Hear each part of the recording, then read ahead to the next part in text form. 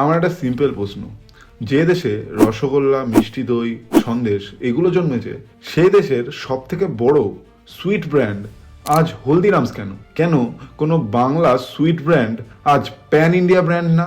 এটাই আজকের গল্প। আর এটা শুধু একটা মিষ্টির গল্প না, এটা একটা মিসড অপরচুনিটির ইতিহাস।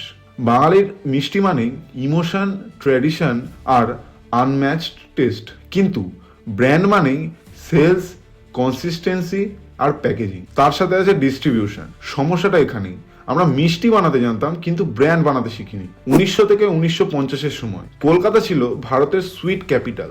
নাকুরচাঁদ, গিরিশচন্দ্র দে, বলরাম মল্লিক, এই নামগুলো তখন এক একটি হাউস হোল্ড লেজেন্ড। কিন্তু ঠিক এই সময় নর্থ ইন্ডিয়াতে শুরু হয়েছিল অর্গানাইজড সুইট ইন্ডাস্ট্রি, যেখানে মিষ্টিকে প্রোডাক্ট হিসাবে দেখা হচ্ছিল, শুধু আবেগ হিসাবে নয়। এই বাঙালি মিষ্টি পিছিয়ে পড়ার পেছনে তিনটি লিমিটেশন ছিল: সেলফ লাইফ কম, স্ট্যান্ডার্ডাইজেশন নেই, আর ফ্যামিলি বিজনেস মাইন্ডসেট। এক এক দোকানে সন্দেশের টেস্ট এক এক রকম, কিন্তু ব্র্যান্ড মানে দিল্লি, মুম্বাই, চেন্নাই প্রত্যেকটি জায়গায় সেম টেস্ট হতে হবে। হলদিরামস বা বিকারামজি যখন মিষ্টি বানালো, তারা factory product, long life sales, aggressive distribution আর স্ট্রং প্যাকেজিং তারা দিল।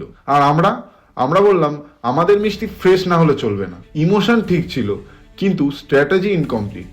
আজ আপনারা ইউএসএ কিংবা দুবাইতে গেলে বেঙ্গলি মিষ্টি পাবেন, কিন্তু সেগুলি ইন্ডিয়ান কোনো ব্র্যান্ডের নয়, সেখানকার লোকাল প্রোডাক্ট হিসেবে পরিচিত। এটাই এভিডেন্স, টেস্ট ছিল ওয়ার্ল্ড ক্লাস কিন্তু ব্র্যান্ডিং ছিল ইনকমপ্লিট। আমার মতে এটি বাঙালি মিষ্টির ব্যর্থতা নয়, এটা বাঙালির ব্যবসায়িক মানসিকতার সীমাবদ্ধতা। আমরা ট্র্যাডিশনকে বাঁচাতে চেয়েছি, কিন্তু সেটিকে স্কেল করতে ভয় পেয়েছি। আর বিজনেসে ভয় পেলেই সেই অপরচুনিটিটা অন্য কেউ নিয়ে নেবে।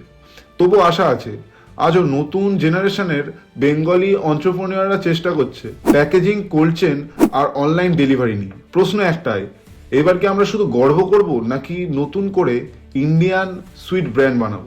গল্প এবং ফ্যাক্টটি ভালো লেগে থাকলে ফলো এবং সাবস্ক্রাইব করুন আমাদের চ্যানেলটিকে, আর লাইক এবং কমেন্ট করে আপনার বক্তব্য অবশ্যই জানাবেন।